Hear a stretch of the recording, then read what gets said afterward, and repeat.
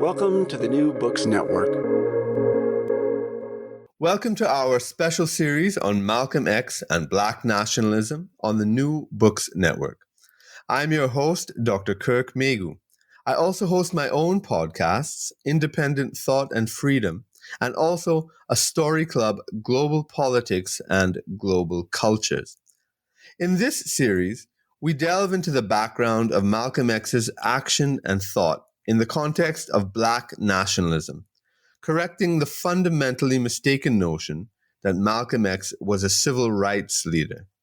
He certainly did not see himself in that way and explicitly argued otherwise. This helps us place the Afro-American struggle in its dimensions beyond the current American nation-state, including the Black Atlantic and beyond. Today, our guest is Jared Ball, co-editor of A Lie of Reinvention, Correcting Manning Marable's Malcolm X, published in 2012 by Black Classic Press. Welcome, Jared. It's a pleasure. Thank you for having me. Yeah, I really look forward to our conversation. It's great to have you here. So where are you joining us from? Well, I am officially in Columbia, Maryland, which is a small planned city, almost right in the midway point between Washington, D.C. and Baltimore, Maryland, where I work and teach at Morgan State University. Okay, good. We like to start off the interviews normally by asking our authors to give us a little background to yourself, and particularly in relation to the subject of your book. So can you please do that? Sure. Well, before anything academically or even journalistically, I come to all of these subject areas primarily as a grassroots activist, someone who had been supporting and in some ways even technically raised within the Black and leftist traditions here in the United States. So for a long time, for the last couple of decades particularly, I've been engaged in and trying to support any number of primarily Black grassroots and radical political formations and media and journalistic production that supports that kind of work. Academically, I come professionally by way of Africana studies, and I always like to make the particular point that that I went to the Africana Studies and Research Center at Cornell University, which is of particular importance to this history because of its role in the development of a particularly grassroots, radical, struggle-based Black studies tradition. And in particular, I had the pleasure of studying under the director at that time, Dr. James Turner, who is himself a legendary figure and in many ways a disciple of and one who had worked with and supported Malcolm himself. So from there, completing academic work in journalism and media studies, my work academically and journalistically has basically been an attempt to combine those traditions in service to ongoing political struggle here in the States and throughout the diaspora. All right. I'm curious when you talk about being raised in Black and leftist traditions. Can you be specific? Sure. I mean, well, I was born to and raised by my European descended mother who comes out of a radical communist and Jewish tradition. So raised within atheist, communist, socialist, labor union sort of mythology and politics. Was that in New York? No. In D.C., Washington, D.C. initially. Okay. Right. And my African descended or new African descended, as we might say in some cases, Black father who was himself involved in the Congress of Racial Equality and then the Student Nonviolent Coordinating Committee. And then also was a co-founder of the Coalition of Black Trade Unionists. So just sort of politically, and I do like to, to whatever extent it needs to be I talk about it autobiographically, like to make the point that it involves a lot of positive mythology and political ideology that encourages these kinds of political trajectories. So so that's really what I mean. But so long before I even engaged as an adult in the kind of activist work I've looked to support, it's been these are the ideas that have just always been a part of my upbringing. So right. Very interesting. Very interesting. Yeah. Well, about this book, can you explain why and how you came to write this book particularly? So, like many in academia, and I think just broadly speaking, Black political spaces or Black public spheres, there had been a long time discussion, and particularly within academic circles, first of this, always of the missing chapters of Malcolm's autobiography, what happened to them, where they were, who had them, who would be able to sort of excavate them, so to speak, and offer them up for analysis. And for years, we had been hearing about Manning Marable leading that effort. And because he was known to many of us, if nothing else, an incredibly productive and prolific author and writer and scholar of Black history, someone widely accepted as being open, at least at minimum, to left-leaning and radical ideas. Obviously, not everyone agrees within any of these spaces, but I think for a long time, at least, it was sort of generally accepted and known and welcomed that he would be the one to do this. He was, well situated at Columbia University. He had, relatively speaking, a lot of time and a lot of money academically and a lot of space to do this kind of work, which is all that is required. And then when I had been doing some radio in DC in the years just before the publication of this book, where I had interviewed him previously, I had engaged his work. I was a fan of his work. But as anything in particular, Du Bois or anything else that you're a fan of? First of all, my co-editor, Dr. Todd Stephen Burroughs, had long introduced me to even work I had not been familiar with, which was a lot of his more newspaper writing and journal article writing, which covered a lot of these Black left individuals and ideas. But particularly for me, and at the time I was doing radio, was his work, How Capitalism Underdeveloped Black America, which of course, for obvious reasons, was its connection to the true classic from Walter Rodney, How Capitalism Underdeveloped Africa, was of great interest to us. So but he's written, I'm not even remembering everything, but that was at the time I remember the book, and primarily I had read very carefully and was interviewing him about. Yeah, definitely. He's just a figure in the whole sort of, a giant Black figure. intellectual. That's right. Yeah. And a public intellectual. So we had also seen him on television, and he would discuss and panel with all, members of Black punditry and political figure. I mean, so he was a well-known figure. So again, regardless of where people fell on the political spectrum, I generally speaking, obviously I can't speak for everybody, but there was a general feeling, I think, that we were comfortable that he would at least be he would be the one getting these missing chapters, so to speak. Right. But just as we were doing radio at the time, just before the book was published, A Life of Reinvention, we started to hear and then read, in particular, the first review for us from Carl Evans, who those will know had written The Judas Factor and several other books on the life and assassination of Malcolm X. And he had, long been a Black investigative journalist and reporter of good standing and good work. So when we read his review, that is Dr. Burroughs and I, who was a co-host, at least from time to time on the radio with me, when we saw the review from Evans, which was scathing, we became a little concerned, obviously, that things weren't going in the way we had hoped. And of course, by the time we got the book and saw really what are just an unending list of errors, we not only wanted to do radio about it, but then were happy to answer the call when Paul Coates at Black Classic Press reached out to see if we would be interested in editing that book. So that's I guess the shortest version I can give of how we came to it. But yeah.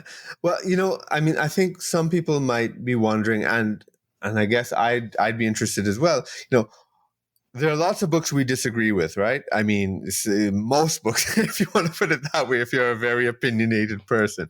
And I mean, but this one, now it inspired a direct rejoinder. Now the impetus, you were invited to it so it's not directly from yours, but there's this passion for directly answering this book and writing a book whose title is a direct answer to the book, which is unusual. It's not the first time, but it still is not usual. So what inspired this direct opposition so fervently that instead of writing, say, another book that would compete with it, you're writing a direct critique of it? What was it that you think animated the publisher and yourself and the other contributors to do it? What was it that really pushed the buttons? Well, first of all, it's the figure, the subject himself, Malcolm X, who, if not more than anyone, at least as much as any single human being in the African diaspora, has been a symbol of Black liberation, if not just for Black people in the United States, for people all around the world. So that's certainly part of it. The other part was the nominal author, Manning Marable, who we just discussed, was himself a tremendous figure within Black studies. And then not the least of which was that this was coming out as a product of Viking Press, which meant automatically this was going to be an enormous product. It's going to have an enormous impact, and it's going to be something that generates a lot of discussion, and is going to be part of the so-called permanent record of the history of Malcolm X. And I think, as I and others were right in thinking, would all of which would have ramifications going well into the future. And years later, it's still that book is still in some ways even increasing in its relevance. So we wanted to, in many ways, or as many ways as we could, try to respond. Now, part of it is, we were part of it is realities in terms of how we responded. It has a lot to do with the realities of our careers and where we were at the time, and in some cases still are. That is, in part, for those who don't know, most of us who teach at historically Black colleges and universities, where I and Dr. Burroughs were at the time, he has since moved on to independent journalism. I'm still there. First of all, we're teaching 4 courses, which is 8 courses a year, which is a lot, which limits the amount of work we can produce academically. Then there was the humility of myself and my colleague in thinking this is not something that should be responded to individually. And that, in part, this is one of the reasons why we think that so many of these flaws of scholarship actually exist, that academia encourages independent work. Often it doesn't allow for the kind of collaborative work that is often required or should be required. Personally speaking, Dr. James Turner used to advocate this, and still does actually, that Africana scholars work more collaboratively. And then we wanted to bring to bear a lot of the different voices and different perspectives, offering different reasons for their critique of the book that I often describe now as being attributed to Marable. Yeah. I've increasingly come to think that he had little to do or less to do with the final product, but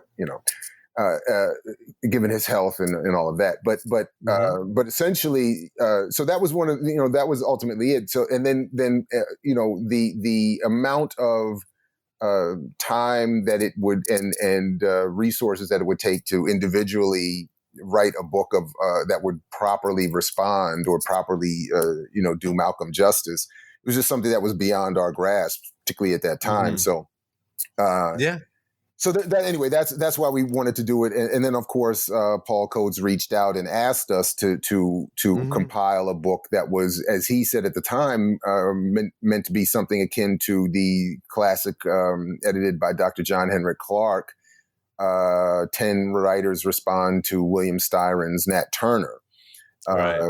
Again, a collaborative effort to sort of reclaim intellectually Nat Turner from this middle class white male writer. So that was sort of I guess the collage of reasons behind why we did what we did and how we tried to do what we did. Yeah. That makes a lot of sense. And I'll just say it straight out for listeners who probably know if they've heard this series before. I'm sympathetic to your point of view and so forth in the book. And, but, if I take a kind of self-critical analytic look at my own reaction, it's sort of like, because you started out by talking about the figure of Malcolm X. And I think a lot of people don't really understand how personally transformative Malcolm X has been to people who he's touched. My whole entire life has changed from reading Malcolm X and being inspired by him. That's why I live in the Caribbean, and I left when I was 20 years old when I was living in Canada at the time. And I just could not live there anymore. My whole consciousness changed. And this whole Malcolm X is almost like a holy figure, and it's like sacrilege almost. It has this element of religiosity, which sounds cult-like to outsiders, I suppose. But but there is that element, and he meant and he means so much to people in terms of their own individual personal transformation and what it means ongoing in their lives, in my life, that when something is violated in such a way, it just provokes a deep response. That's certainly, in my view. I don't know if you feel the same way. Very similar, and I think many of us feel that way. And I think you're right to set that context, for your audience, that to the extent that they're unaware that this is a very accurate and I think wide-ranging description of how people feel. And to part of the previous question that I didn't even, I think, address specifically, that this is why I think we were so willing to be, as some have described it, aggressive in the titling of our book. And taking a moment within the book to describe why we're saying this reinvention that was constructed by Viking Press is in fact a lie. And I'm sure we can get into that in our discussion here. But anyway, just the short of it is absolutely that is, and in part this was what was used and is still used to try to negate our critique. That the defenders of Marable or Viking Press's work will say, well, you're just trying to defend this unassailable deified figure and you're acting cultish and so on. So we've heard plenty of that as well, but which is why we were as careful as we could be in our book. And I know I was certainly focused on that in my own contribution to the book, to be very specific with what we were saying and what I certainly am saying about the Viking Press product that I still have not seen anyone anywhere respond to directly to show where my analysis or that of anyone else in our book is wrong. All I've ever actually seen are criticisms of our tone or the title, which is fine, but it doesn't speak to the substance of the argument, and certainly doesn't suggest that we're wrong. Hello. If you enjoyed this clip, why not listen to the whole interview at newbooksnetwork.com, or you can check on the link in the description below. At newbooksnetwork.com, just search for Kirk Megu and you'll see all my interviews, including this one, in the topics of politics and polemics, and my special series on Malcolm X and Black nationalism, and also Third World nationalism. So check that out and let me know what you think. All right, take care and bye for now. Don't forget to subscribe to my channel here and also subscribe on the New Books Network. Okay, take care. Bye.